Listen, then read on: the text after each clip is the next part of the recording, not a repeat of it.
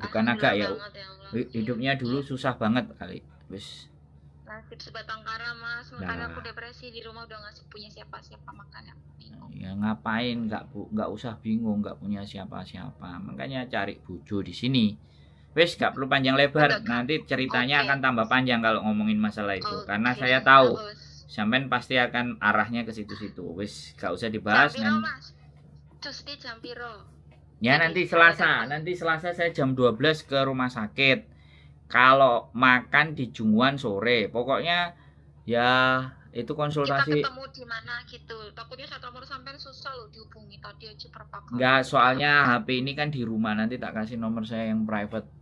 Ini nomor yang memang ada di rumah. Jadi nanti soalnya saya periksa jam 12, ngobrol sama dokter jam 1, habis itu ngambil obat. Ya pokoknya setelah jam-jam 12 sampai jam 1 nanti kita kabarin, oke?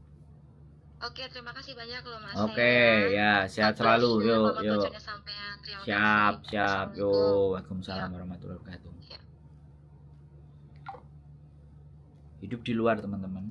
Ya, ada yang beruntung, ada yang enggak, ada yang merasa enggak tapi ya dikuat-kuatan, itu sudah pilihan, ada, enggak apa-apa.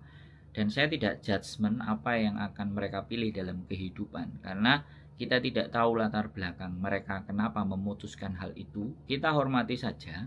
Ya, saya bukan orang-orang yang ketika melihat orang-orang kayak gitu malah dimaki-maki, malah diumpat-umpat, malah dianggap pengkhianat bangsa dan semua. Mohon maaf, saya bukan tipe manusia yang seperti itu.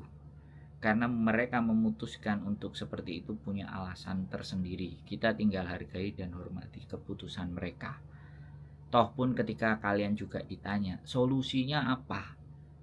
Ketika mereka sudah depresi, ketika mereka sudah nggak ada teman, ketika mereka sudah sendiri, nggak bisa mutusin, otomatis kan mereka butuh teman, mereka butuh orang yang bisa diajak bicara.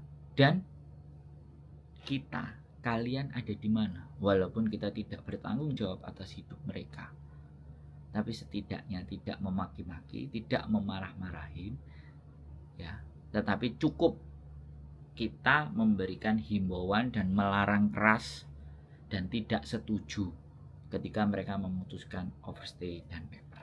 Kalau ataupun itu pilihan mereka, ya sudah, itu tanggung jawab dan responsibility mereka sendiri. Tetap semangat, keep stay tune my YouTube channel, and see you next video. Bye bye.